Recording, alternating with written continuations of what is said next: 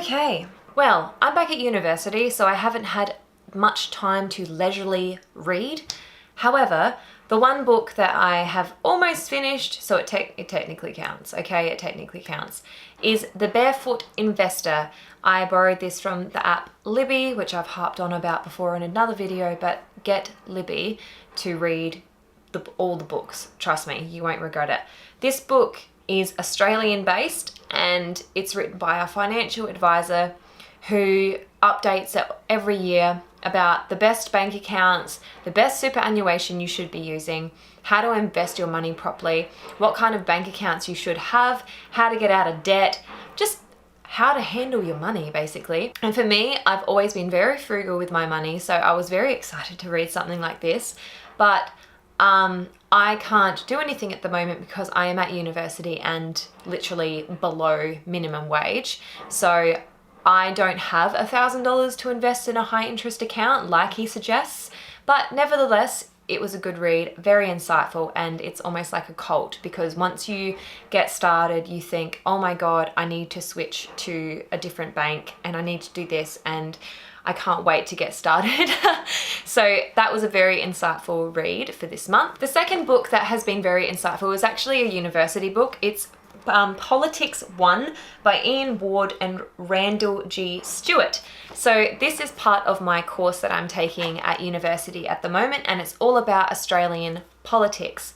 I don't think that we as a nation or as young people take enough interest in politics. There is so many misconceptions when it comes to politics and how it works. We generally have the understanding that all politicians are shit and that they do nothing for our country, when that is not the case at all. And I have been challenged in this course. Myths have been debunked. My own beliefs have been debunked. One of the most common misconceptions when it comes to Australian politics is that you vote for a single person, that is the Prime Minister of Australia, but you don't. You vote for the entire party, and that means that any one of those people can get into power as a Prime Minister if they are overturned, which has happened in the last 3 elections.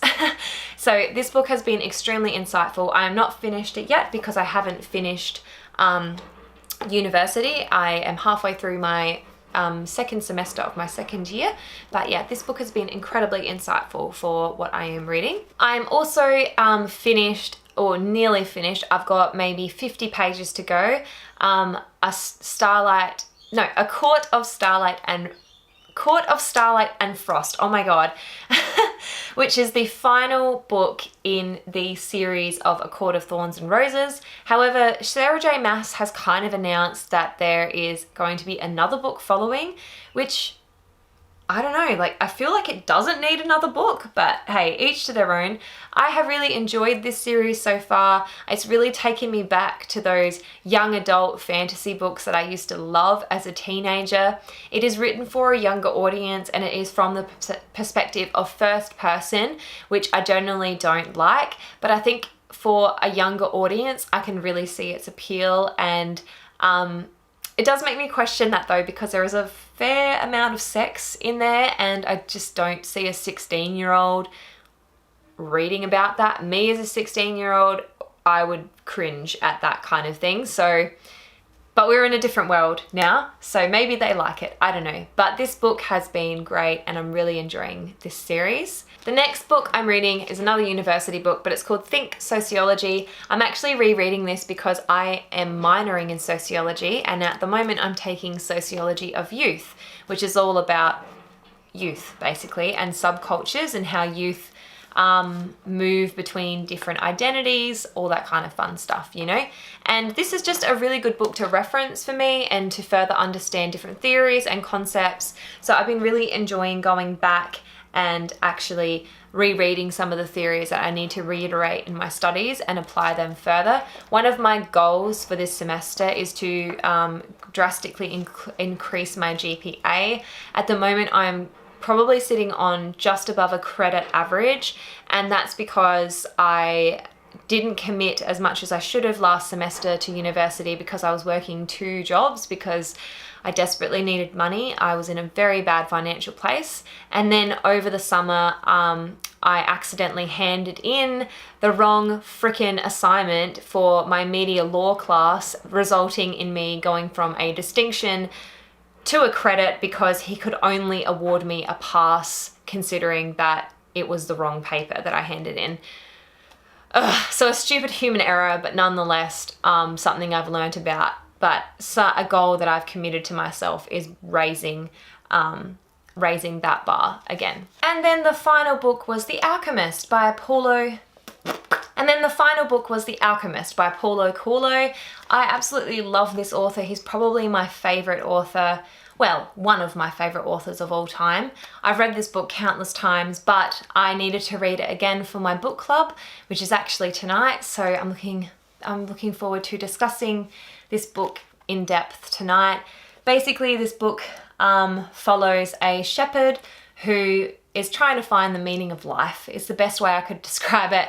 And he goes through all these different, I guess, mental journeys about who he wants to be as a man, questioning his value as a human.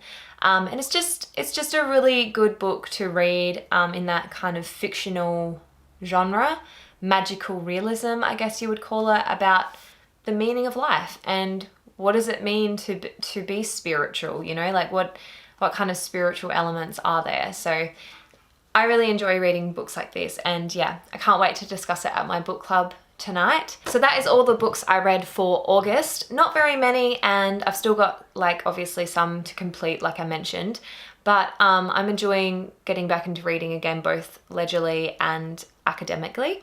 So yeah, I'll keep you updated on my reading, and I look forward to the next month. So for the month of September, I would like to finish A Court of Starlight and Frost. I want to start and finish a Throne of Glass, that series. That's the next series I want to start up. And I would also like to read Catcher by Kaylin Nicholson because she is one of my favorite YouTubers. I've been watching her for years, and I think that she is a really good writer, and I think that she would write a really fantastic book. So that's my reading list for September. I'll see if I can do it. I'm pretty busy with university at the moment, but that's my goal. And if I read more, I read more. If I read less, I read less. So I hope you enjoyed this video, and I'll see you in the next one. Bye.